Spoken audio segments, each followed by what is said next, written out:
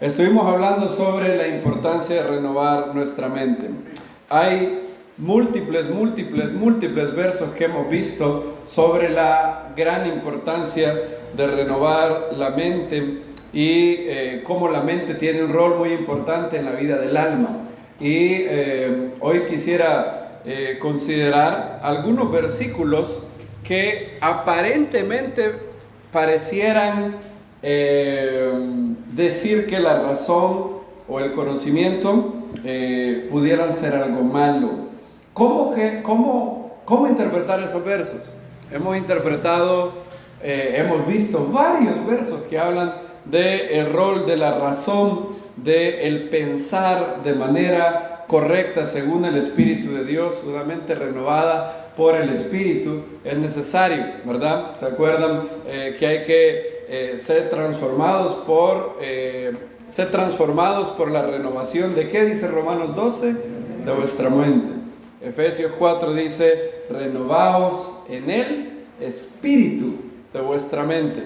La actitud de nuestra mente tiene que cambiar. Pablo dice, en esto pensad.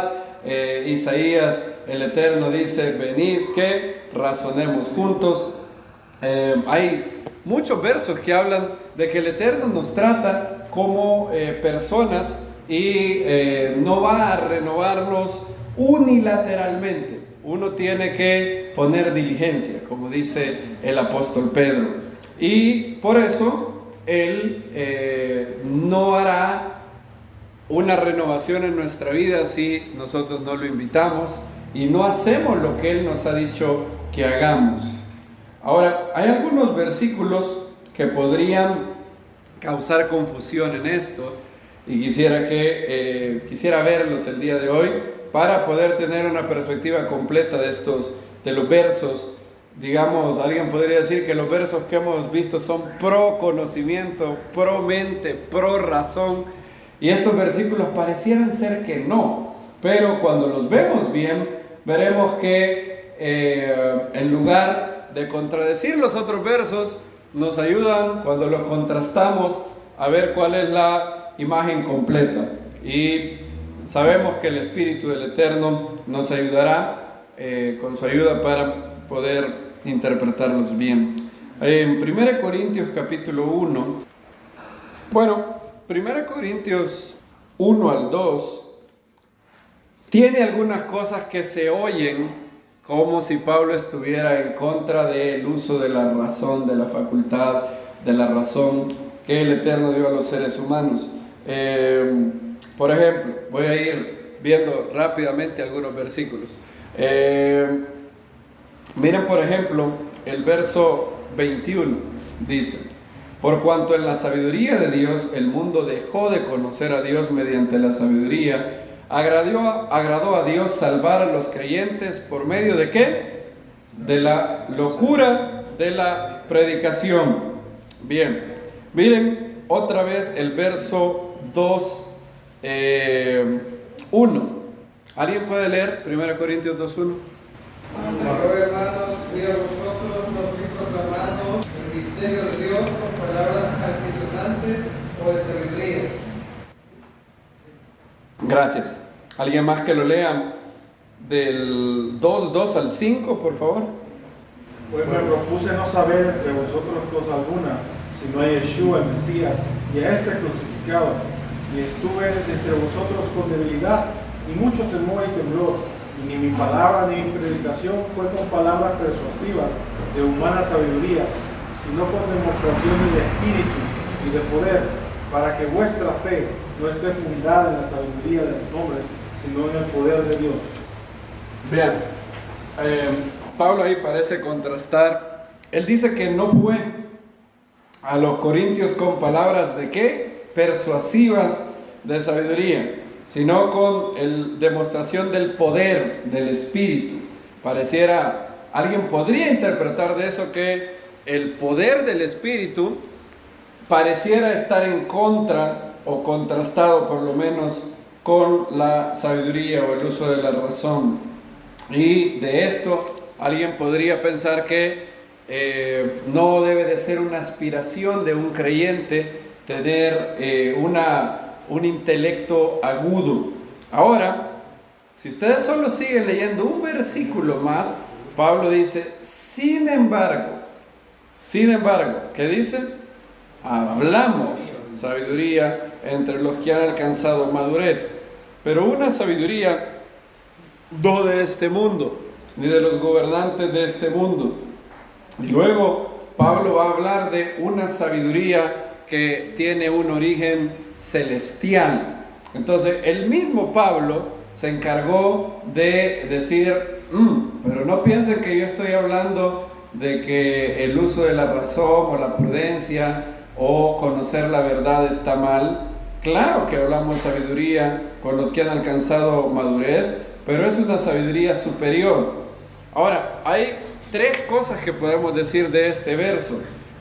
Si Pablo se opusiera al uso de la razón para convencer al incrédulo o para edificar a los creyentes, les hago una pregunta: ¿cuál es el capítulo más grande de Primera de Corintios? Primera de Corintios tiene 16 capítulos. ¿Cuál es el capítulo más grande? El capítulo 15 de Primera de Corintios tiene 58 versículos. Ahora, si ustedes han leído la primera carta a los Corintios, ¿qué hace Pablo en todo el capítulo de 1 Corintios 15? Utiliza la razón y la argumentación para edificar a los creyentes y refutar el error. ¿Sí o no? Habían unos, miren lo que dice el verso 12, 1 Corintios 15, 12. Bien, y luego Pablo va a invertir bastante tinta utilizando la facultad de la razón y utiliza la lógica de manera muy buena. Si los muertos no resucitan, entonces tampoco Yeshua resucitó, y si Yeshua no resucitó, vana es nuestra predicación. Y no solamente eso implica que somos hallados falsos testigos de Dios. Y si yo soy un falso testigo de Dios y Yeshua no ha resucitado, ¿cuál es la consecuencia para vuestra fe? Aún estáis en vuestros pecados. Y no solamente eso, ¿cuál es la implicación si Yeshua no resucitó entre los muertos? Si para esta vida solo esperamos en el Mesías, somos los más dignos ¿de qué? De lástima de todos los hombres.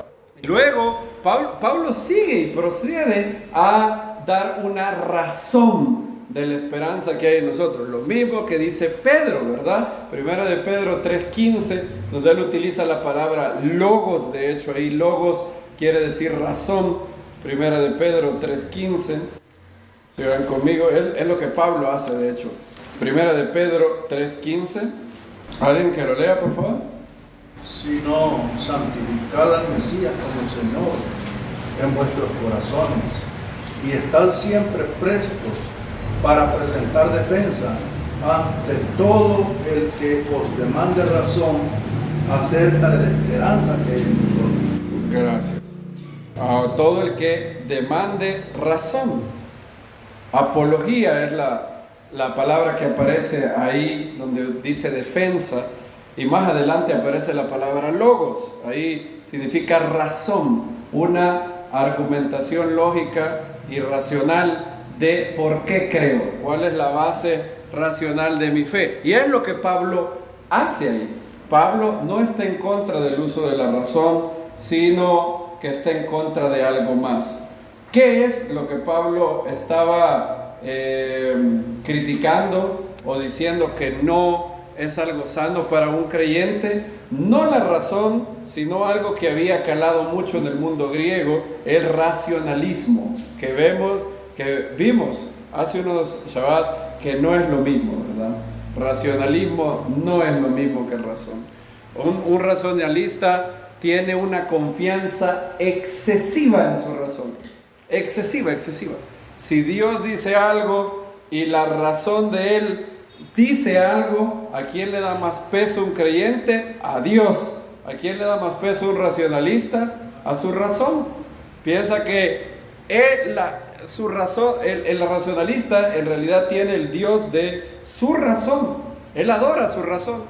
Por eso es curioso que lo primero que se ponía en el holocausto del animal era la cabeza, ¿verdad? Abraham recibe la orden de sacrificar a su hijo. ¿Abraham puede encontrarle razón a eso? No puede. ¿Cómo puede encontrarle razón? ¿Por qué Dios querría eso? Dios está en contra de los sacrificios humanos. ¿Por qué ahora me pide uno? No sabe por qué. No sabe los motivos. No sabe el propósito de Dios para pedirle eso. Solo sabe algo. Dios lo ha dicho. Dios es bueno. Y Él siempre tiene un propósito bueno para Él, aunque Él no sepa cuál. Eso es lo que Abraham hace. Y Él se acuesta a dormir tranquilo. Fíjense qué curioso. Dice la Biblia que Abraham se levantó, ¿qué? Muy de mañana. O sea que si se levantó muy de mañana, él se fue a dormir. Hubieran podido dormir en esa noche ustedes. Dios viene y te dice, ve y ofrece a tu único hijo al que amas en Moria. Y Abraham oyó eso y se fue a dormir. Cómodamente se fue a dormir y se levantó muy de mañana a cumplir la voluntad de Dios. El escritor de Hebreos nos dice que él no sabía el por qué Dios quería eso. Ahora, sí sabía algo. Sabía dos cosas. Sabía la razón por la que no sabía. Esto es, yo soy un hombre limitado y hay cosas que Dios sabe que yo no sé. Y dos, sí sé algo. Dios es bueno y es fiel. Y Él ha dicho que Isaac es el hijo de la promesa. Así que si lo ofrezco, lo que Él va a hacer es que lo va a resucitar de entre los muertos. Eso es lo que dice el libro de Hebreos, ¿verdad? Que Él esperaba que Isaac iba a resucitar de entre los muertos. La fe y la razón de Abraham están muy bien ahí. Abraham es un creyente racional, pero no es un creyente racionalista. No duda no se pone rebelde, no pone a su razón arriba de Dios, sino que obedece y ofrece, o está dispuesto por lo menos a ofrecer a su hijo Isaac. El racionalista también es arrogante en su razón. El racionalista cree que es el más sabio. Y es eso lo que Pablo está hablando en 1 Corintios. Cuando al mundo griego le presentaron la siguiente buena nueva: Dios te ama, y hay una demostración de su amor. Él envió a un hombre, el único hombre que nunca pecó, y lo mandó a morir en la cruz por tus pecados. ¿Qué era inmediatamente lo que entendía un griego de eso? Una locura. ¿Para quién estaba reservada la crucifixión? Para lo peor de lo peor. Era el equivalente antiguo de la silla eléctrica. Decirle a alguien, el único hombre que no pecó nunca murió en una cruz, sería como que hoy alguien te dijera, te vengo a presentar al Salvador de la humanidad, se llama Charles Manson y fue mandado a la silla eléctrica. Era una locura para el mundo griego. Del lado judío, Dios nunca permitiría que su ungido fuera crucificado. Escrito está en la Biblia, maldito todo aquel que cuelga de un madero. Eso es algo que no cabe, es imposible, eso es tropezadero. Y para un griego peor. Si hay un hombre virtuoso que nunca hace ningún vicio, que siempre guardó las virtudes y era un hombre sin ningún tipo de mal, los dioses no hubieran dejado que muriera la muerte más vil de todas. Imposible. Por eso Pablo dice en 1 Corintios, para los judíos esto es una tropezadero, y para los griegos locura. Ahora, la crucifixión, cuando uno la entiende bien, no tiene nada de locura, tiene toda la lógica del mundo. El único hombre que nunca pecó se entregó por nosotros para que al que no conoció pecado, ¿por qué? Por nosotros lo hizo pecado, para que nosotros fuésemos hechos justicia de Dios en él. Es lógico eso, perfectamente lógico, pero para un racionalista no.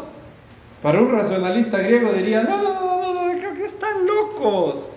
Cuando Pablo fue al Areópago, esa fue la respuesta que obtuvo. La respuesta que obtuvo fue un varón que resucitó de entre los muertos. Peor, un griego no creía en la resurrección de lo físico. El alma es algo bueno, pero para muchos filósofos griegos lo físico no era bueno. ¿Cuál es el objetivo de volver a resucitar un cuerpo si el alma ya había escapado del cuerpo? Y ese uso racionalista de la razón es lo que Pablo se está oponiendo. Dos, también Pablo se está oponiendo a una práctica griega que era la práctica de los retóricos griegos. Vean conmigo 1 Corintios 2:4 otra vez. Él habla de que él no fue ahí con palabras y utiliza una frase en griego que no ocurre muchas veces en los escritos apostólicos. Esa palabra la han traducido como persuasiva.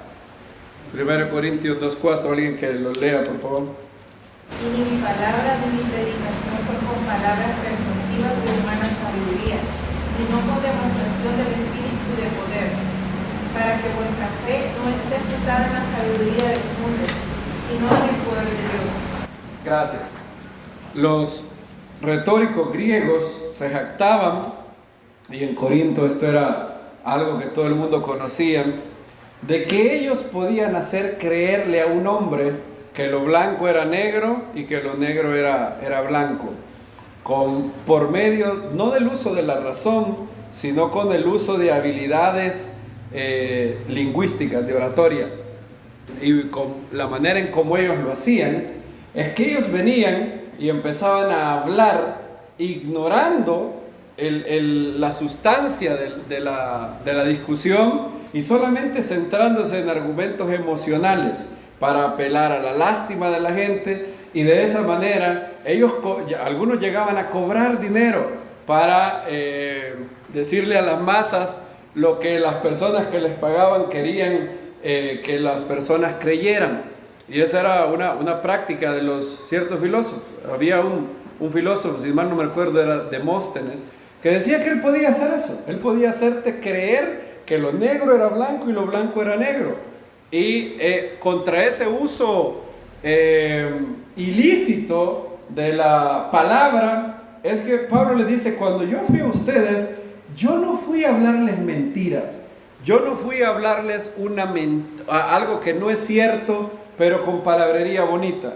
No, yo fui y les prediqué al Mesías crucificado. Y no solamente les prediqué, sino que en mi palabra había algo que era distinto a lo que hay en todos los filósofos griegos. ¿Qué había en su palabra? Poder. Eso era lo que había. Poder aquí no necesariamente es no necesariamente se refiere a milagros aquí, aunque puede referirse. Pero hay personas que hablan con poder del Espíritu sin necesariamente hacer un milagro en esa cosa. ¿Han visto a Billy Graham cuando predicaba, por ejemplo? ¿Ustedes creen que su palabra era con poder? Yo creo que sí, aunque no haya hecho ningún milagro. Hay varias ocasiones donde Billy Graham predicaba lleno del poder de Dios. Decía: ahora quiero que varios de ustedes, cientos de ustedes, miles de ustedes se levantan y hagan un compromiso de recibir al Hijo de Dios como su Señor. Y la gente era tocada por el Espíritu del Eterno. Pablo está diciendo: yo no llegué a ustedes con sofismas, con discursos bonitos pero que no tienen sustancia. Yo llegué a ustedes no solamente con palabras, sino también ¿con qué? Con poder. Su fe no está basada en la sabiduría de hombres, sino en el poder de Dios. Entonces este verso no habla para nada en contra de que un creyente haga lo que dice el primer mandamiento: amarás al Señor con todo tu corazón. ¿Con qué? Con toda tu alma, con toda tu mente y con todas tus fuerzas. Recuerden que en los evangelios se le parafraseó el Shema y se le añadió toda tu ¿qué?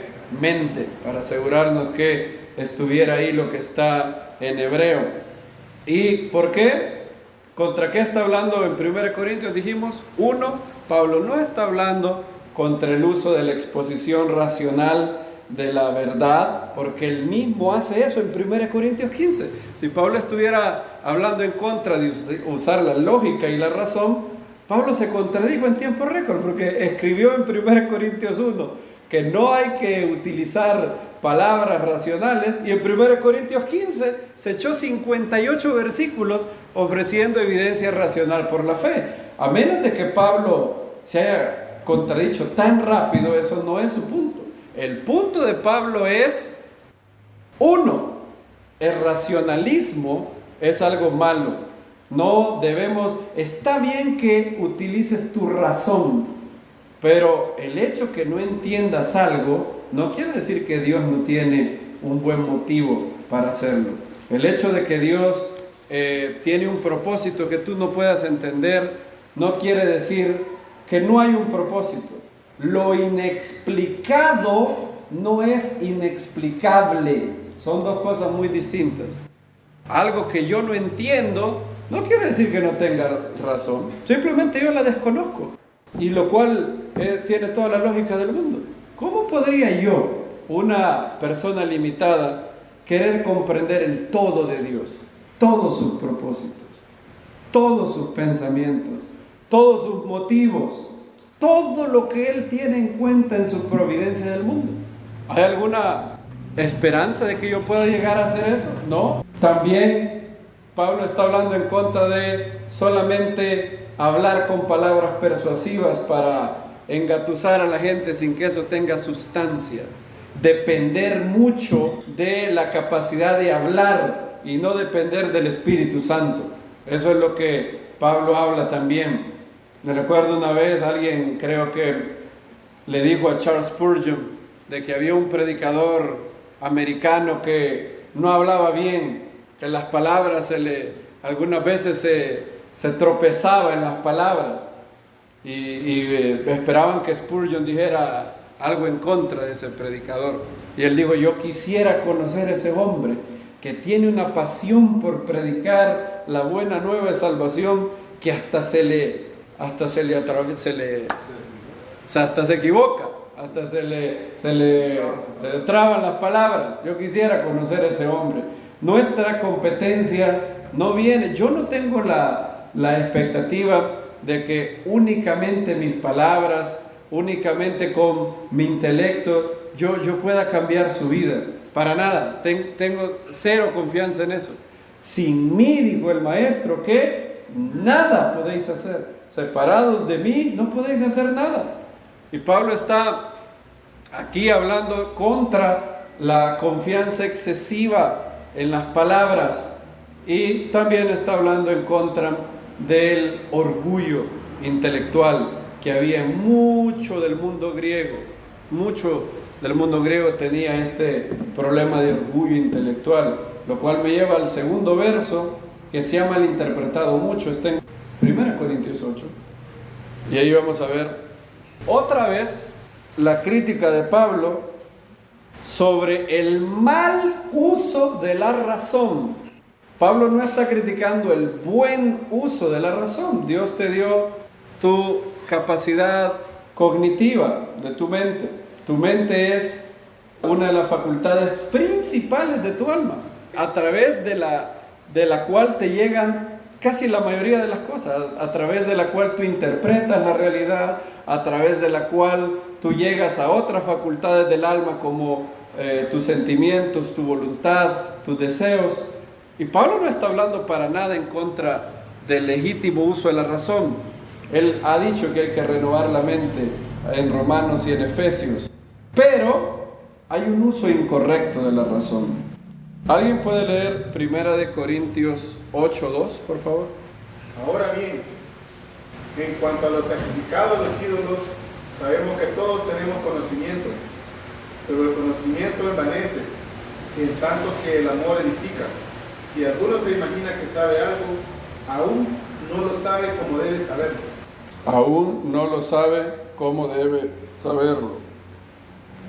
Bien, hay un problema en el griego y algunos idiomas antiguos.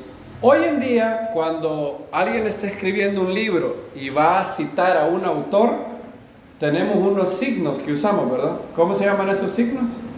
Comillas, ¿verdad? Si yo digo, Platón dijo, si yo escribo un libro y digo, Platón dijo, pongo 2 puntos y abro, ¿qué? Comillas. Las comillas son estoy diciendo, esto no lo digo yo, esto lo dijo otra persona, ¿verdad? Platón dijo, y entre comillas está el inicio de las palabras y el fin de sus palabras. Donde terminan las comillas, ahí termina lo que él dijo y vuelve a iniciar lo que yo digo, ¿verdad? Ok, ¿cuál es el problema? En griego no había eso. Entonces, hay varios eruditos que piensan que en 1 Corintios 8, Pablo ha recibido una carta. Miren lo que dice, por ejemplo, 1 Corintios 7, por favor. Ahora, acerca de las cosas que escribisteis. Ojo aquí. Los corintios le han escrito a Pablo una carta, ¿ok? Con dudas. Pablo estuvo con ellos como 1 año y medio y luego se fue, porque él andaba en misión de proclamar la buena nueva. Y ahora los corintios le escriben a Pablo una carta con ciertas dudas. Ahora, algunas veces es un poquito difícil diferenciar cuándo las palabras son de Pablo y cuándo Pablo está citando a los demás. Pero algunas veces Pablo nos ha dado pistas. Lo bueno es que Pablo dice, ustedes me escribieron, y luego dice algo y luego dice un pero. Cuando él va a diferir y va a corregir lo que los corintios han dicho, él dice pero. Véanlo aquí, por ejemplo. Ahora, acerca de las cosas que escribisteis, bueno es para el hombre no tocar mujer, pero por causa de las fornicaciones cada uno tenga su propia mujer y cada uno su propio marido. Pregunto, ¿eso, bueno es para el hombre no tocar mujer, son palabras de quién? ¿De los corintios o de Pablo? Buena pregunta, es una buena pregunta. ¿Cómo creen que tiene más sentido? Primera opción, todo es de Pablo. Bueno, acerca de las cosas que escribiste, bueno es para el hombre no tocar mujer, pero por causa de las fornicaciones cada uno tenga su propia mujer y cada uno su propio marido.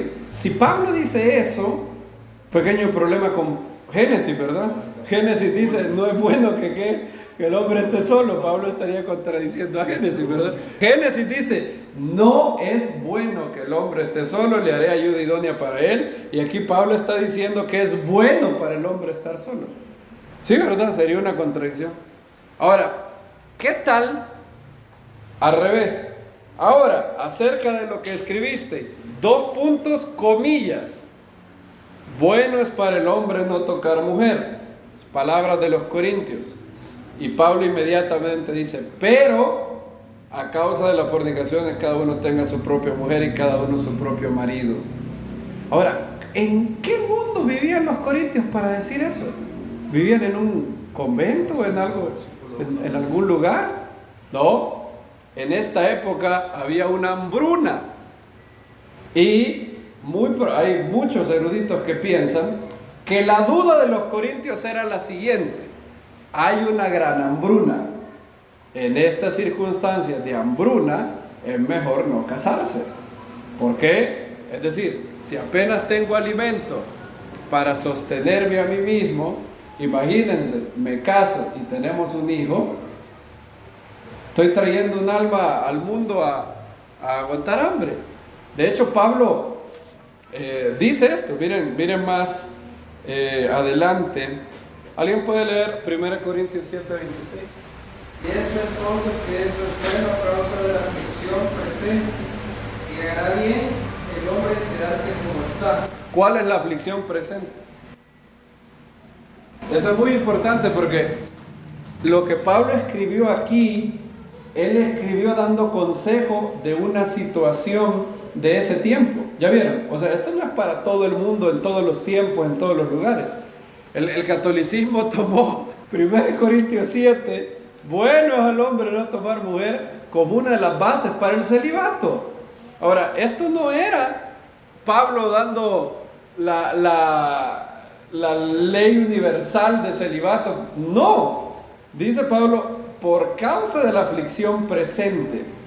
Algunos dicen que esa aflicción presente fue la hambruna que se dio en los días de Claudio. ¿Se acuerdan que de hecho Agabo la profetizó? Está en el libro de Hechos, cuando él profetizó esa hambruna. No recuerdo ahora la cita, pero Agabo la anunció, que vino en los días de Claudio. Ahora, no es importante eso ahora. Usted está en el libro de los Hechos. Otros dicen que de pronto no es la hambruna de los días de Claudio, otros dicen que era persecución. Entonces, si hay persecución, ¿vale la pena casarse, Pablo? Mejor no. Entonces Pablo dice, bueno, si alguien quiere abstenerse de casarse por la hambruna que hay, bueno, está bien, tiene derecho, pero el problema es que no todos tienen un don de continencia, entonces mejor es casarse que estarse quemando y hay que confiar en Dios para proveer. Entonces, ahora el punto es, sí se entiende que a partir de 1 Corintios 7 en adelante, Pablo va a estar contestando dudas que le han hecho los corintios. ¿Sí? ¿Eso está claro, amados hermanos? Entonces, aquí es un ejemplo, por ejemplo. Los corintios le dicen, Pablo, basado en la aflicción presente, nosotros creemos que es bueno para el hombre no tocar mujer. Esas no son palabras de Pablo, esa es la opinión de los corintios. Y ellos le están preguntando qué opina. Y Pablo difiere. Por eso en el verso 2 arranca con un pero. Pero, por causa de las fornicaciones, cada uno tenga su propia mujer y cada uno su propio marido.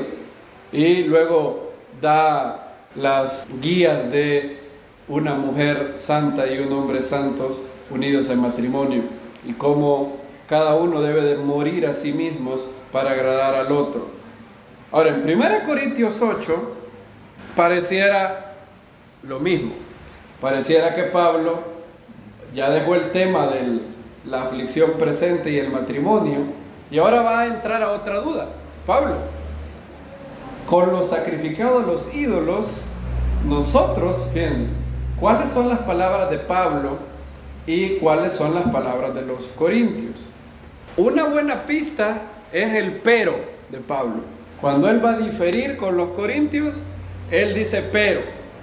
Entonces ayúdenme, ¿dónde ponemos las comillas? Es la pregunta aquí. 1 Corintios 8. Ahora bien, en cuanto a los sacrificados a los ídolos, sabemos que todos tenemos conocimiento, pero el conocimiento envanece y el amor que edifica. ¿Dónde irían las comillas? El conocimiento envanece en tanto que el amor edifica, ¿no? Muy probablemente las comillas son la frase, sabemos que todos tenemos conocimiento. Ahora bien, en cuanto a los sacrificados a los ídolos, ustedes me escribieron, sabemos que todos tenemos conocimiento, pero el conocimiento envanece en tanto que el amor edifica, dice Pablo. Si alguno se imagina que sabe algo, uno lo sabe como debe saberlo, pero si alguno ama a Dios, ha sido conocido por él. Acerca pues de los sacrificados a los ídolos, algunos creen que todo lo que viene hasta el verso 6 son las palabras de los corintios. Y Pablo vuelve a retomar en el verso 7. Léanlo como que Pablo estuviera citando la carta que los corintios le escribieron. Estas son las palabras de los corintios según algunos. Acerca pues del comer de los sacrificios a los ídolos, nosotros sabemos que un ídolo nada es en el mundo y que ninguno es Dios sino uno, porque aun cuando hay los llamados dioses, sea en los cielos o en la tierra, como hay muchos dioses y muchos señores, para nosotros, sin embargo, hay un solo Dios, el Padre, de quien proceden todas las cosas, y nosotros somos para Él, y un solo Señor, Yeshua el Mesías, por medio de quien son todas las cosas, y nosotros somos por medio de Él. Cierren comillas, y aquí Pablo va a contestar. En otras palabras, el argumento de los corintios es este, miren. Pablo, nosotros en realidad no vemos por qué habríamos de abstenernos de los sacrificados a los ídolos. Porque al final del día, ¿cuántos dioses hay? En realidad, ¿cuántos dioses hay? Uno. Solo hay uno. Un ídolo es, ¿qué dicen los corintios? Nada. El ídolo es nada en el mundo. O sea, la imagen esa de Buda es nada. La imagen de los millones de dioses del hinduismo, nada es en el mundo. Entonces, como solo hay un Dios, si alguien viene y le sacrifica la carne a Buda, ¿cuál es el problema? ¿Por qué no habría de comer? Si ese muñequito no tiene más conciencia que la mochila esta, ¿cuál es el problema? Entonces le dice, Pablo, nosotros sabemos Y fíjense que tiene toda la lógica del mundo que estas sean las palabras de los corintios. Pero luego Pablo difiere con ellos. Miren cómo arranca el verso 7. ¿Cuál es el problema de toda la lógica que ustedes me han dicho? Pero no en todos está el conocimiento. Más bien, algunos habituados hasta ahora a los ídolos, cuando comen de los sacrificados de los ídolos, su conciencia, siendo débil, ¿qué? Se contamina. Si bien la comida no nos hace más aceptos ante Dios, ni por no comer somos peores, ni por comer somos mejores, pero mirad que esta libertad vuestra no sea en alguna manera tropezadero para los débiles, porque si te viera alguno a ti que tienes conocimiento, recuerden este verso 10 es muy importante para entender lo que Pablo dice del verso 1. Si te viera alguno a ti que tienes conocimiento, reclinado a la mesa en un lugar de ídolos, ¿no será estimulada la conciencia del que es débil a comer de los sacrificados a los ídolos? Entonces, otra vez, ¿por qué? Por tu conocimiento se echa a perder el débil, el hermano por quien el Mesías murió. Y así pecando contra los hermanos y golpeando fuertemente sus débiles conciencias, contra el Mesías pecáis. Por esto, si la comida da ocasión para pecar a mi hermano, de ningún modo comeré carne jamás, para no poner tropiezo a mi hermano. Habían personas que no habían llegado al pleno conocimiento, todavía eran creyentes, pero no tenían todo muy claro todavía. Creían que en realidad habían todavía poderes que habitaban en estas imágenes, y hasta cierto, no tenemos muy claro qué pensaban ellos, pero al estar habituado a los ídolos, comer de los sacrificados a los ídolos, porque era algo que ellos estaban habituados, hacía que su conciencia se contaminara. Entonces Pablo les dice, todo lo que ustedes me han dicho de que nosotros tenemos conocimiento. ¿Se acuerdan que así arrancan los Corintios en el verso 1? Sabemos que todos tenemos conocimiento. ¿Cuál es el conocimiento que ellos tienen? Que hay un solo Dios, el Padre, y un solo Señor, Yeshua el Mesías. ¿Todos nosotros tenemos ese conocimiento? Bien. Pero había gente que no. Había gente que, si te veía a ti, digamos que a tu familia llevaba carne, y esa carne había sido primera comprada en un mercado, y en el mercado había un sendo ídolo ahí. Y si te veían a ti comiendo, entonces el hermanito que recién se acababa de convertir del paganismo decía, wow, el hermano aquel está comiendo de esa carne. Entonces de pronto nosotros creemos que hay un solo Dios, pero también aquel debe de ser Dios. Entonces no tiene nada de malo adorar al otro Dios tampoco. Y luego iba a perderse. Entonces Pablo dice, no en todos hay ¿qué? Conocimiento. Entonces, habiendo visto todo el contexto, les pregunto, ¿el problema es el conocimiento o la falta de amor de quienes tenían ese conocimiento? ¿Cuál es el problema aquí? ¿El conocimiento en sí o falta de amor? Falta de amor. Entonces Pablo aquí no está criticando el conocimiento, está criticando dos cosas. Uno, la arrogancia intelectual, dice Pablo, pero el conocimiento, ¿qué dice? Envanece. El conocimiento sin amor, ¿qué hace? Envanece. Te hace creer que eres superior a los demás. Ahora, Pablo aquí, el que usa este verso para decir que conocer es malo, que ser creyentes informados, que tener una vida del intelecto nutrida es malo, está torciendo este pasaje, porque Pablo no está en contra del conocimiento. Tan es así que no está en contra del conocimiento, que ¿qué dice del verso 7? Pero no en todos está ¿qué? Este conocimiento. ¿Pablo tiene problemas con el conocimiento? No, de hecho es la falta del conocimiento de los débiles el problema. El problema es ignorancia, no conocimiento. Ahora, Pablo está criticando también una actitud de los corintios. La actitud de los corintios es esta: yo conozco que hay un solo Dios y entonces yo soy libre de participar de esto. Y si alguien les tropiezo, problema de él. Esa es la actitud de los corintios. Y eso es lo que está mal. Ahora, hoy no hay ese problema casi, pero hay otro problema. Hay hermanos, por ejemplo, que consideran que hay ciertas cosas que son pecado. Yo conozco la mayoría de hermanos, bueno, no la mayoría, pero muchos hermanos creyentes piensan que tomar una bebida alcohólica es malo. Le llaman la sangre del diablo y todo eso. Ahora, yo tengo el conocimiento, al leer la Biblia, que Hashem no prohibió el vino en sí mismo.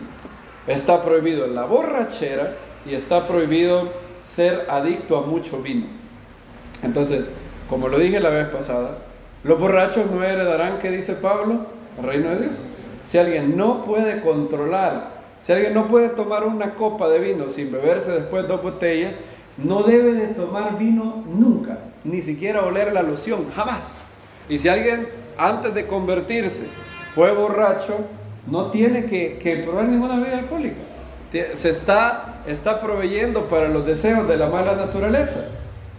Ahora, supongo que hay un hermano que recién se convierte y él viene con la idea que tomar vino es pecado.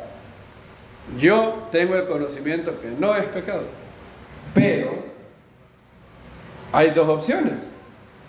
Primera opción, yo tengo conocimiento que es pecado. Ahí si piensa que yo estoy pecando, ¿hay problema qué? Problema suyo. Esa es la opción de los corintios.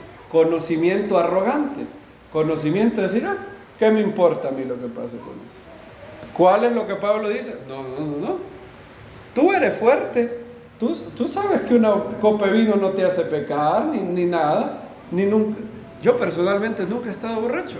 Nunca en mi vida. Yo no sé eso no fui borracho antes de convertirme. Nunca en mi vida he sabido lo que es, como dicen, borrar cassette, dicen algunos. Nunca, jamás en mi vida he sabido eso. Gracias al Eterno nunca usé drogas. Nunca fumé marihuana, nada de eso. La droga más fuerte que he consumido es acetaminofén, quizás, o algún antibiótico. Pero nunca usé drogas. Pero hay mucha gente que puede perderse por eso. Entonces Pablo lo que dice es, aquí dice carne, porque la carne era la que se sacrificaba en el mercado, y en ese mercado de Corinto había un ídolo. Entonces el hermano que te viera comer carne podía ser piedra de tropiezo. ¿Qué Pablo dice? Si comer carne es tropiezo para mi hermano, yo no voy a comer carne, ¿qué dice? Jamás. Entonces, si hay un hermano que yo sé que piensa que tomar vino es malo, yo ni loco voy a tomar vino con él. Ni loco, jamás. Para empezar, no es que tome vino todos los días. Generalmente tomo vino en los kiddush, en las festividades. No es que en mi casa hay 10 botellas de vino ahí para cada rato tomar vino. No es algo que consuma. Es más, yo creo que es muy bueno que ningún creyente tenga bebidas alcohólicas en la casa. Mejor no, para guardarte del problema de llegar a desarrollar una adicción.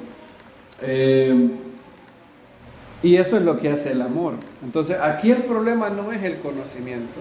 El conocimiento no es malo. Lo que es malo es la arrogancia.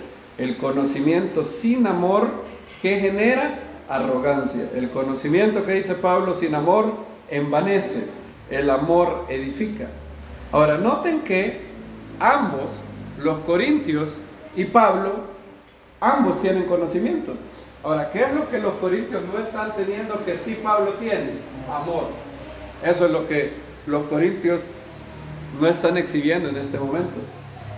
Entonces, el problema, la respuesta a este verso no debe de ser la ignorancia, tiene que ser el amor, ¿verdad?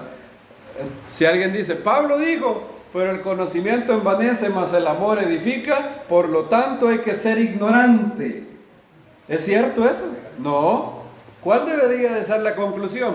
Pablo dijo, el conocimiento envanece, mas el amor edifica, por lo tanto tengo que tener ¿qué? Amor. Y aparte de eso, ¿quién dice que solo los conocedores son arrogantes? Por cada persona inteligente arrogante, hay un ignorante que es arrogante, ¿no se han fijado? Entonces, la arrogancia no es posesión única de los intelectuales. Hay gente bastante tonta que es muy arrogante. Entonces, este verso no puede utilizarse para decir, como dijo un señor que conocimos, yo mejor prefiero ser ignorante, dijo, porque el ignorante no se complica la vida, dijo él. ¡Wow! Imagínense. Abraham Lincoln dijo, si piensas que el precio de la educación es cara, trata de ser ignorante, a ver qué te sale más caro. ¿Qué es más caro, el conocimiento o la ignorancia? La ignorancia. El conocimiento te da muchas ventajas. Y Pablo 3 veces dice que el problema no es la falta de conocimiento, sino la falta de amor. Verso 7, pero no en todos está este conocimiento. Verso 10, porque si te viera alguno a ti que tienes ¿qué? Conocimiento reclinado a la mesa. Verso 11, entonces por tu conocimiento se echa a perder el débil hermano por el cual el Mesías murió. Como hemos visto, el problema del conocimiento es cuando va antes de la virtud. Ese es el problema. Y ese era el problema de los corintios. El problema de los corintios es que ellos ponían su conocimiento antes del amor, antes de la bondad, antes de la virtud. Si se recuerdan, vamos a leer rápidamente esos 3 versos que leímos. Romanos capítulo 15, verso 14. Alguien que lo lea, por favor. Yo mismo, hermanos míos, he sido persuadido entre vosotros de que también vosotros mismos estáis llenos de bondad, llenos de todo conocimiento, que sois una misma clase de conversados unos a los otros. Llenos de bondad, llenos de todo conocimiento. ¿Qué menciona en primer lugar? Bondad. Y luego conocimiento. Ambas cosas son importantes. Ambas cosas son importantes. De hecho, se refuerzan mutuamente. Si tienes bondad, tu mente al tener pureza puede llegar a ser más inteligente. Y luego si añades conocimiento vas a desarrollar más bondad, se ayuda, es como algo que se fortalece a sí mismo. Filipenses capítulo, estos versos los habíamos visto, pero es la repetición lo que hace al Filipenses 1, 9. ¿Alguien lo lea, por favor? Y esto oro, que vuestro amor abunde aún más, y más en pleno conocimiento y en todo discernimiento. ¿Qué menciona Pablo primero? Quiero que vuestro amor abunde. Es lo primero que menciona. Aún más y más en pleno conocimiento y en todo discernimiento. Conocimiento en amor, discernimiento en amor. Esa es la clave. Los corintios no estaban teniendo discernimiento con amor, estaban teniendo discernimiento con arrogancia. Y la arrogancia es el peor de todos los vicios. ¿Recuerdan? El orgullo, no hay nada peor que el orgullo en la vida espiritual. Estropea todo. Segunda de Pedro capítulo 1 verso 5. Así también vosotros poned toda diligencia en añadir a vuestra fe virtud, y a la virtud conocimiento. Gracias. A vuestra fe, en otras palabras, a vuestro compromiso, confianza en Dios. Lo primero que Pedro señala que hay que añadir es virtud, excelencia moral, ¿verdad? Y luego, conocimiento. Virtud, si una persona tiene mucho conocimiento y poca virtud, será un problema, será un desastre en la vida y dañará a mucha gente. Por eso, porque los filósofos antiguos y también algunos de los padres de la iglesia decían que la clave de una vida exitosa es tener un alma ordenada, tener orden en el alma. Y una persona que no tiene virtud y tiene mucho conocimiento es una persona cuya alma no está ordenada, sus facultades no están funcionando bien como Dios quiere que funcionen. Ahora, ¿cuál es el factor común de estos 3 versos? El factor común es el siguiente: en las tres aparece la palabra conocimiento. O sea que el conocimiento es importante, ¿sí o no? Sí, ¿verdad? Antes bien, y me faltó otra, más adelante, según de Pedro 3, 18 dice, antes bien, crecer, ¿en qué? La gracia y el conocimiento de nuestro Señor. 4. En las 4, el segundo lugar siempre es el conocimiento. En Romanos dice bondad y conocimiento. Bueno, para que usted, bondad y conocimiento. En Filipenses, amor en todo conocimiento y discernimiento. En 2 Pedro 1:5, añadid a vuestra fe virtud y a vuestra virtud conocimiento. Y en 2 Pedro, creced en la gracia y el conocimiento de nuestro Señor. Entonces, el problema no es el conocimiento, el problema es cuando este conocimiento viene sin la base moral, sin la base de virtud que debe caracterizar a un creyente. Y los corintios no estaban teniendo varias virtudes. No estaban teniendo amor, no estaban teniendo templanza tampoco, porque se aprovechaba de la cena del Señor. Y el problema, como vemos ahí, no es el conocimiento. ¿Qué tal? Colosenses 2:8. Pablo ahí pareciera hablar en contra, por lo menos de estudiar filosofía, pareciera ser. Cuando lo tengan me dicen amén. Dice, mirad que no haya quien os esclavice por medio de filosofías y huecas sutilezas, según la tradición de los hombres, conforme a los rudimentos del mundo y no según el Mesías. Hay algunos que han interpretado esto como que Pablo está prohibiendo los estudios seculares, particularmente estudiar filosofía. Otros han dicho que esto es una predicación contra la razón de Pablo, pero como vemos no es el caso, ¿verdad? El problema no es el uso de la razón. Lo que Pablo está diciendo ahí es que tenemos que tener cuidado que alguien nos esclavice vendiéndonos un sistema de creencias que es según los rudimentos del mundo y no según ¿qué? El Mesías. Por cierto, no está prohibiendo tampoco en sí mismo estudiar filosofía. De hecho, hay muchos filósofos creyentes que han sido una enorme bendición al cuerpo del Mesías. Enorme.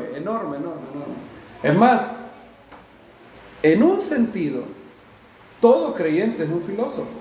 Todo creyente. No un filósofo profesional, pero todos nosotros somos filósofos. La única pregunta que hay que hacerse es, ¿eres un buen filósofo o un mal filósofo? Pero todos somos filósofos. ¿Qué filosofía? ¿Alguien sabe qué es filosofía? Amor a la sabiduría. Ese es el contexto etimológicamente, ¿verdad? Filosofía es el arte de pensar duramente, seriamente sobre una cuestión. Y en ese sentido, en el sentido de utilizar bien tus facultades críticas, tú eres un filósofo. Es más, todo el mundo aquí es un filósofo. La pregunta es un buen filósofo o un mal filósofo? Todo el mundo saca conclusiones, saca inferencias. Todo el mundo aquí es filósofo. Es más, si eres creyente, tú estás comprometido o requerido por la Biblia a ciertos compromisos filosóficos. Primer compromiso filosófico, tú crees la siguiente proposición: Dios existe, ¿sí o no? Todos nosotros. 2, todo lo que existe no es solamente la materia, hay algo que existe más allá de la materia. Entonces estamos comprometidos a la rama de la filosofía que se llama metafísica. Creemos que hay ángeles, demonios, alma, espíritu, Dios. Bien, ¿creemos que hay vida después de la muerte? Bueno, ok. ¿Creemos que el hombre es parte de... ¿Creemos que el hombre tiene un alma? ¿Una parte inmaterial que interactúa con el cuerpo? Sí.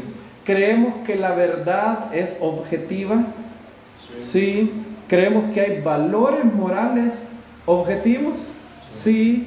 Todas esas son materias de estudio en filosofía. Todo eso. Es más, ¿creemos que hay una manera correcta de cómo pensar y una manera incorrecta de cómo pensar? Sí, ¿verdad? si yo les dijera, por ejemplo, escuchen esto que acabo de descubrir, todos los bautistas no bautizan niños pequeños, todos los pentecostales no bautizan niños pequeños, por lo tanto, todos los bautistas son pentecostales. ¿Qué opinan de esa manera de pensar? Hice un silogismo. ¿Cómo saben ustedes que es una manera correcta de pensar? No, cometí de hecho un error. En lógica se llama la falacia del término medio indistribuido. Y cometí ese error de pensamiento. Y si entre más detectas maneras erróneas de cómo pensar, eres más apto de pensar bien. Pablo no está en contra de esto, no está en contra de los estudios seculares, por Dios. De hecho, una de las grandes tragedias del mundo occidental es que en el siglo XVIII, XIX, muchos creyentes entendieron que ser creyente implicaba abdicar la vida de la razón, retirarse de las universidades. Y adivinen entonces quiénes llenaron las universidades: los incrédulos. Y es terrible eso. Dios quiere, C.S. Lewis dice eso en Mero Cristianismo, Dios quiere que hayan creyentes abogados, que hayan creyentes científicos, que hayan astrónomos creyentes, que hayan cosmólogos creyentes, físicos creyentes, químicos creyentes, y sean las personas más inteligentes que puedan ser. ¿Dicen amén a eso? No lo oigo mucho. ¿Dicen amén a eso? Claro que sí. Y Baruch Hashem hoy las tenemos. Hoy estamos teniendo un resurgimiento en la rama de filosofía y como nunca antes de los últimos 300 años tenemos a nuestros mejores hombres ahí, bendito sea el Eterno.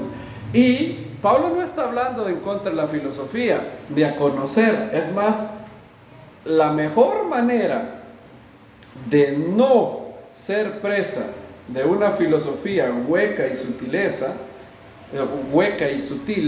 es haber estudiado esa filosofía hueca y sutil, porque tú eres capaz de detectar los errores. Pablo lo hizo. Sigan leyendo. ¿Saben que Pablo, si ustedes siguen leyendo del verso 2, 16 al 23, ¿saben qué hizo Pablo antes de escribir esta carta? Se documentó de qué era lo que creían los que estaban amenazando a los colosenses. Por ejemplo, mírense el verso 2:18. Nadie os prive del galardón, deleitándose en su humildad y en la adoración de ángeles. O sea, Pablo leyó, o Pablo se documentó, de que estas personas tenían un sistema raro de adorar ángeles. Ok, alardeando por cosas que asume o ha visto vanamente hinchado por su propia mente carnal, no aferrándose a la cabeza, de los cuales todo el cuerpo sustentado y unido por medio de coyunturas y ligamentos crece con el conocimiento de Dios. Crecimiento de Dios, gracias. Si habéis muerto con el Mesías a los rudimentos del mundo, ¿por qué como si vivierais en el mundo os sometéis a preceptos tales como? 2 puntos. Y estos que vienen a continuación son preceptos, mandamientos de hombres que decían, un grupo que se ha determinado que eran protonósticos, que acechaban a los colosenses. ¿Cuáles eran los mandamientos, doctrinas de hombres que les decían? No uses, no comas, ni aun toques, según mandamientos y doctrinas de hombres, cosas que están todas destinadas a perecer con el uso. Tales cosas tienen en verdad cierta reputación de sabiduría en una religión impuesta por uno mismo, y una falsa humildad y severo trato del cuerpo, pero no tienen valor alguno con los apetitos de la carne. Entonces, Pablo conocía qué decían sus adversarios. Él sabía qué era lo que creían las otras personas. ¿Cómo es que él determinó que lo que estas personas creían eran filosofías huecas y sutilezas? Porque él, primero, tenía mucho conocimiento de la verdad, y todo lo que no se adapta a la verdad rápidamente tú ves dónde está el error si conoces la verdad. Y segundo, Pablo, recuerden que era una persona que leía mucho. ¿Se recuerdan cuál es una de sus últimas voluntades a Timoteo? Tráeme el suéter porque hace mucho frío y tráeme los libros, especialmente ¿cuáles? Los pergaminos. Tráeme la Biblia, Timoteo, y tráeme los otros libros. En el Areópago él citó 2 poetas griegos, Erastus, Epiménides. Él había leído, o sea, cuando él fue al Areópago a discutir con los griegos, él no es que llegó ignorante de todo lo que ellos pensaban, él sabía. Y por lo menos no todos tenemos el mismo llamado, y no estoy diciendo que el llamado de Dios para cada creyente es tener el nivel de estudio que Dios ha llamado a un líder congregacional, ni a un intelectual creyente como William Lane Craig, J.P. Moreland, Alvin Plantinga. Obviamente no todos tienen el llamado de leer 15 libros cada mes. Obviamente no estoy diciendo eso. Pero en el nivel de cada uno, Dios te ha pedido que ames al Eterno con toda ¿qué?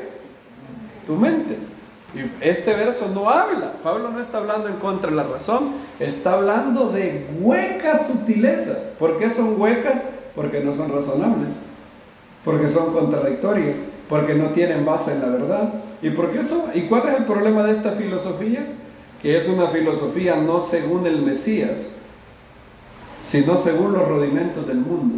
El Mesías Yeshua fue el filósofo más grande de toda la historia de la humanidad.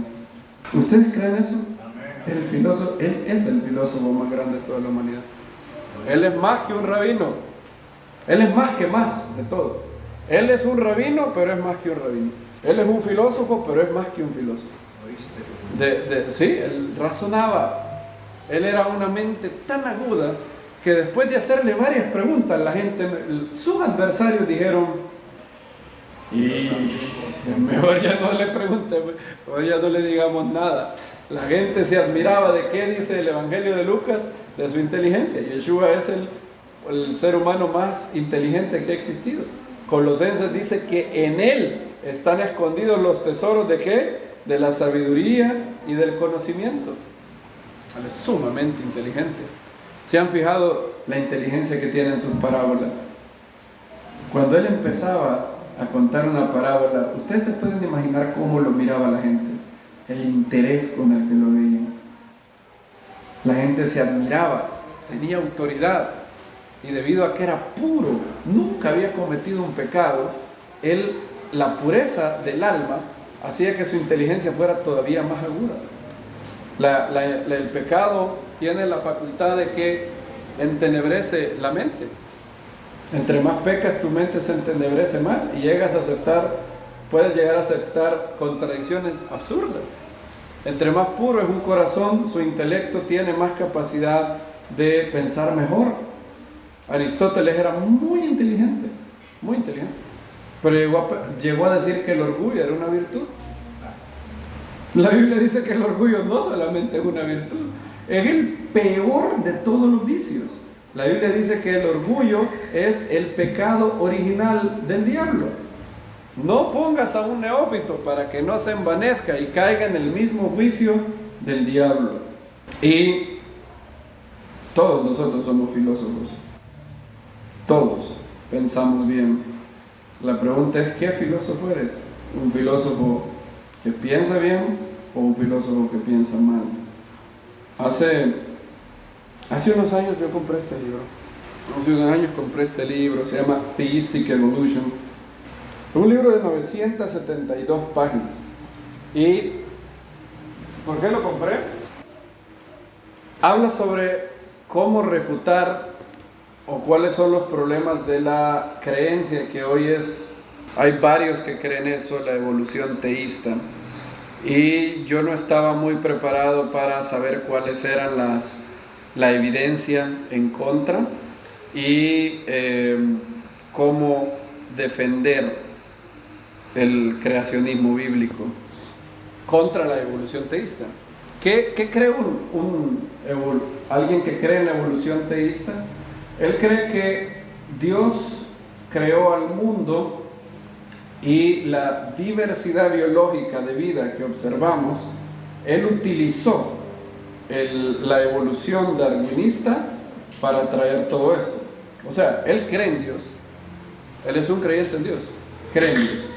Pero él cree que la Biblia puede ser perfectamente reconciliada con la teoría de la evolución, y estoy hablando del neodarwinismo en específico, con los tres pilares del neodarwinismo: selección natural, la teoría del ancestro común y las mutaciones y cómo esto ocurre.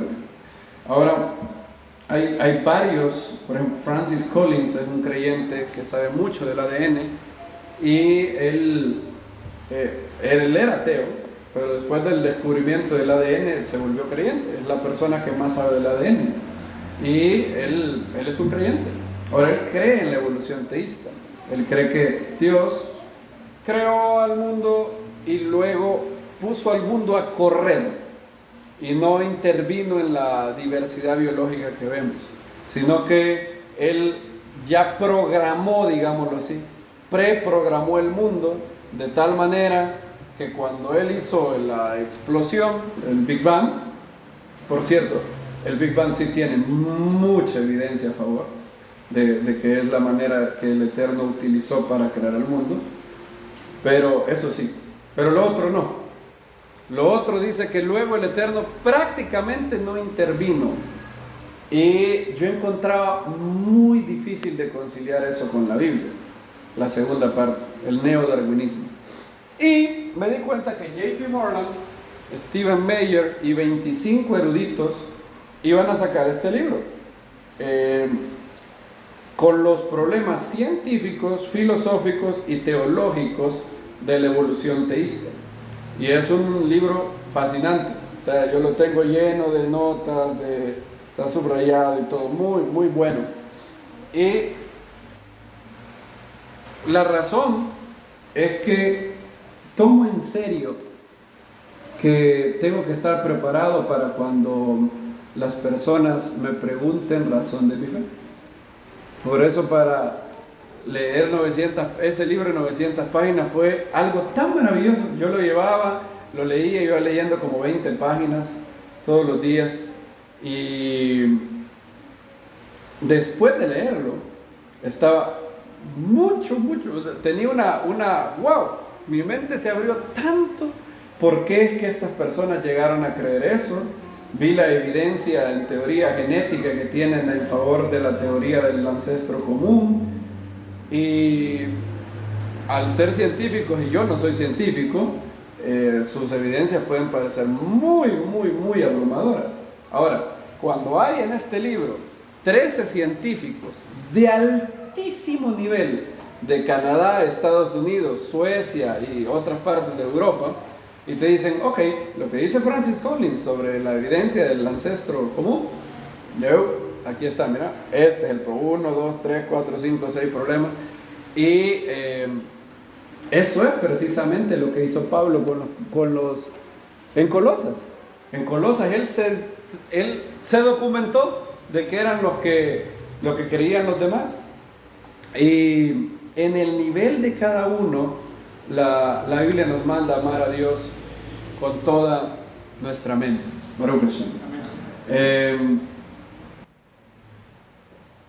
El último verso que se ha utilizado, ese está bien fácil, es Isaías 55, ya lo conocen. Mis pensamientos no son vuestros pensamientos.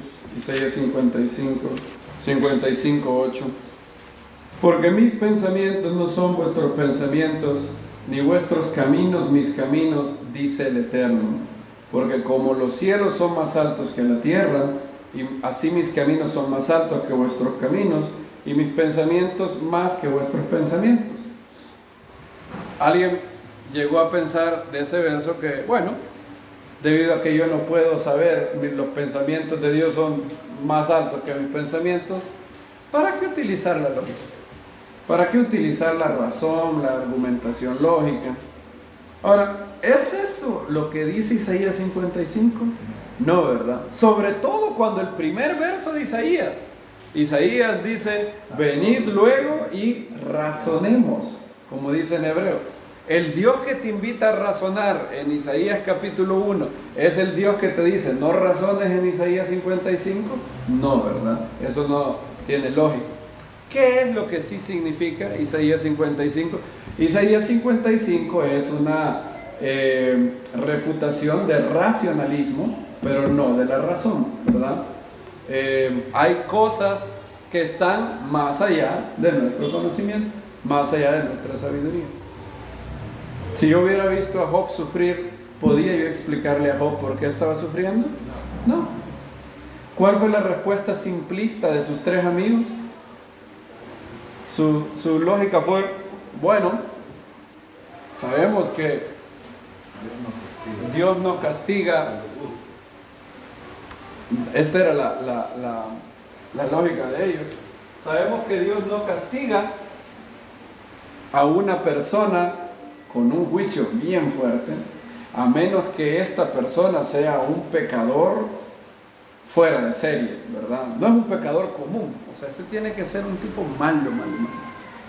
Job está sufriendo un juicio terrible, por lo tanto, debe de haber algún pecado oculto en Job, y nosotros lo que queremos es que confiese. Pero Job traba el proceso, porque le dice, no, yo no he hecho nada. Y en realidad, desde el punto de vista lógico, los amigos de Job cometen una falacia lógica. Lo que ellos dicen no es pensamiento ordenado. Lo que se sigue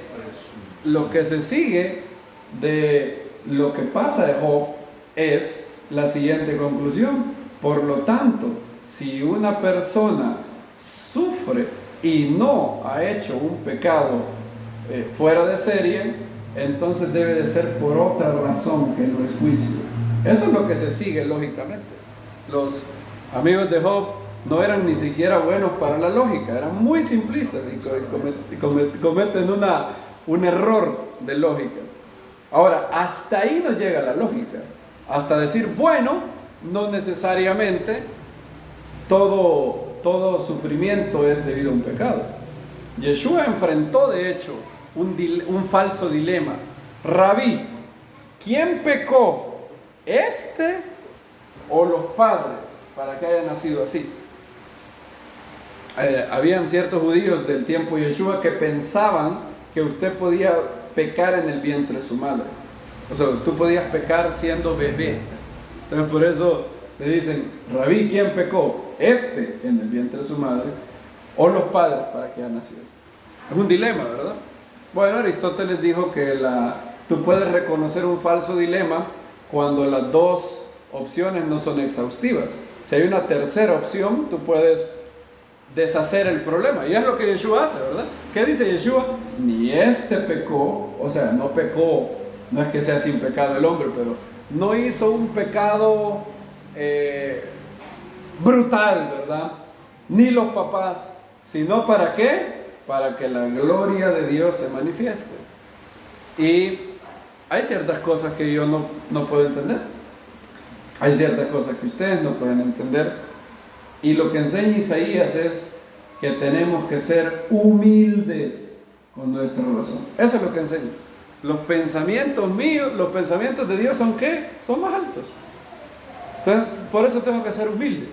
Ahora, la Biblia no dice que yo tengo que dejar de pensar. Ahí mismo Isaías dice, así como, porque mis pensamientos no son vuestros pensamientos, como son más altos los cielos de la tierra, mis pensamientos son más altos que vuestros pensamientos. Pero el Eterno sigue queriendo que pensemos, ¿verdad? Peter Kreeft dice, por supuesto, no podemos poseer completamente el punto de vista de Dios, pero podemos buscarlo y acercarnos cada vez más, en lugar de ignorarlo y alejarnos de él. Y eso es lo que Isaías está diciendo. No puede llegar a comprender todo de Dios, pero sí puede llegar a comprender mucho del Eterno, mucho. Baruch Hashem. Y es lo que Él ha revelado. Por eso la Biblia una y otra vez habla que el nuevo hombre se va renovando hasta el conocimiento que pleno. Este verso de Isaías 55 tampoco es un verso que enseña contra la razón. Así que después de haberlo visto, todos estos versos que se han usado para decir que es malo la mente en la vida del alma. No, vemos que todos estos versos están en perfecta concordancia con los versos que vimos anteriormente.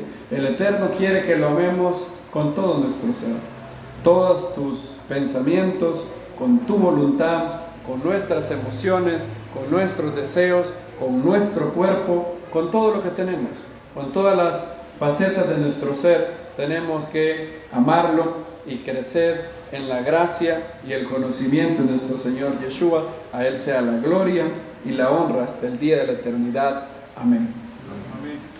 Gracias, Señor, por tu palabra. Gracias por los secretos de la sabiduría y el conocimiento que has dado a la congregación del Mesías a través de Él, que es la cabeza. Nosotros estamos completos en Él, porque Él anuló el acta de los decretos que había contra nosotros y la clavó en la cruz. Gracias, Señor, porque todos nuestros pecados fueron cargados en el madero y por su llaga fuimos sanados. Padre, queremos amarte con todo nuestro corazón, nuestra alma, nuestra mente. Ayúdanos a crecer en la gracia y el conocimiento, a estar llenos de toda bondad y llenos de todo conocimiento. Ayúdanos a abundar en amor, en todo conocimiento y discernimiento espiritual. Gracias, Señor. Bendice a cada uno de mis hermanos. Haz que su mente siga siendo renovada. Haz que sean renovados en el espíritu de nuestra mente y que todos nosotros podamos seguir transformándonos de día en día hasta llegar al hombre, al varón perfecto, quien conforme a la imagen del que lo creó se va renovando nuestro cuerpo. Gracias, Señor, en el nombre de Yeshua. Amén. Amén.